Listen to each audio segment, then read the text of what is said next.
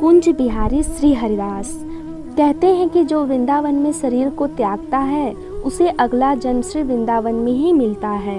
और अगर कोई मन में यह सोच ले, संकल्प कर ले कि हम वृंदावन जाएंगे और यदि रास्ते में ही वह मर जाए तो उसका अगला जन्म वृंदावन में ही होगा, केवल संकल्प मात्र से ही। ऐसा ही एक प्रसंग श्री धाम वृंदावन का है। 3 मित्र थे जो युवावस्था में थे। तीनों बंग देश के थे। तीनों में बड़ी गहरी मित्रता थी। तीनों में से एक बहुत संपन्न परिवार का था, पर उसका मन श्रीधाम वृंदावन में अटका था। एक बार संकल्प किया कि हम श्रीधाम जाएंगे और माता पिता के सामने इच्छा रखी कि आगे का जीवन हम वहीं बिताएंगे, वहीं पर भजन करेंगे। पर जब वह नहीं माना तो उसके माता पिता ने कहा कि ठीक है बेटा, जब तुम वृंदावन पहुँचोगे तो प्रतिदिन तुम्हें 1 पाव चावल मिल जाएगा, जिसे तुम खाकर अपना गुजारा करना। जब उसके 2 मित्रों ने सुना तो वो बोले कि अगर तुम जाओगे तो हम भी तुम्हारे साथ वृंदावन जाएंगे। तो वो मित्र बोला कि ठीक है, पर तुम लोग क्या खाओगे? मेरे पिता ने तो ऐसी व्यवस्था कर दी है कि मुझे प्रतिदिन 1 पाव चावल मिल जाएगा, मैं उसे ही खा लूँगा। तो उनसे में से पहला मित्र बोला कि तुम जो चावल बनाओगे उसमें से जो मांड निकलेगा मैं उसे खाकर अपना जीवन व्यापन करूँगा।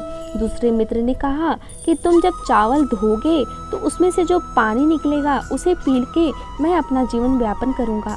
तीनों में वृंदावन जाने के लिए बड़ी उत्कंठा थी। ऐसे में तो श्री राधा रानी की कृपा ही समझो। तीनों अभी किशोरावस्था में ही थे। तीनों वृंदावन जाने लगे तो मार्ग में बड़ी कठिनाई का सामना करना पड़ा और भूख प्यास से तीनों की मृत्यु हो गई और वो वृंदावन नहीं पहुंच पाए। जब बहुत दिन बीत चुके, उनकी कोई खबर नहीं आई तो घर वालों को बड़ी चिंता होने लगी। तीनों में से किसी का भी खबर नहीं मिला तो उन लड़कों के पिता ढूंढते ढूंढते वृंदावन आ पहुँचे, पर उनका कोई पता नहीं चला क्योंकि तीनों रास्ते में ही मर चुके थे। तो किसी ने बताया कि आप ब्रजमोहन दास जी के पास जाओ, वो बड़े सिद्ध संत हैं। तो उनके पिता ब्रजमोहन दास जी के पास पहुँचे और बोले कि महाराज, हमारे पुत्र कुछ समय पहले वृंदावन के लिए घर से निकले थे, पर अब तो उनकी कोई खबर नहीं है, ना वृंदावन में है और ना ही रास्ते में। तो कुछ देर तक ब्रजमोहन दास जी को चुप रहे और बोले कि आपके तीनों बेटे यमुना जी के तट पर परिक्रमा मार्ग में वृक्ष बनकर तपस्या कर रहे हैं। वैराग्य के अनुरूप उन तीनों को नया जन्म वृंदावन में मिला है।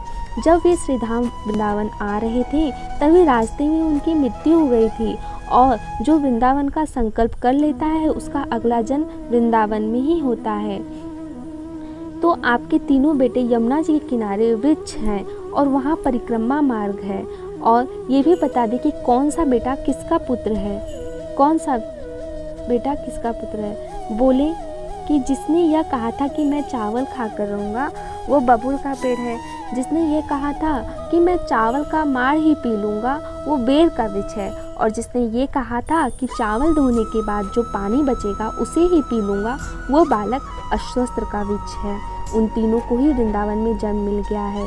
उन तीनों का उद्देश्य अभी भी चल रहा है। वो अभी भी तप कर रहे हैं, पर उनको पिता को ये बात यकीन नहीं हुई। ब्रजमोहन जी उनको यमुना जी के किनारे ले गए और कहा कि देखो ये बबूल का वृक्ष है और ये पेड़ का और ये अश्वत्थ का।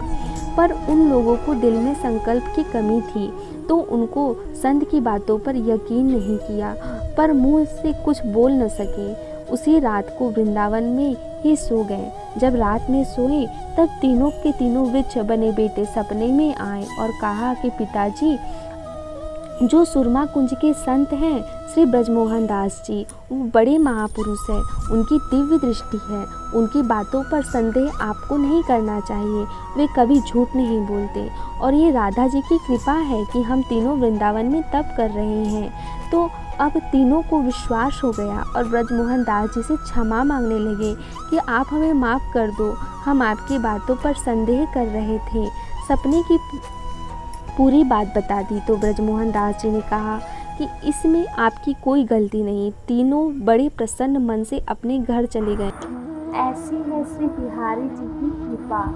प्रेम से बोलो जय श्री बांके बिहारी। कुंज बिहारी श्री हरिदास। राधे राधे।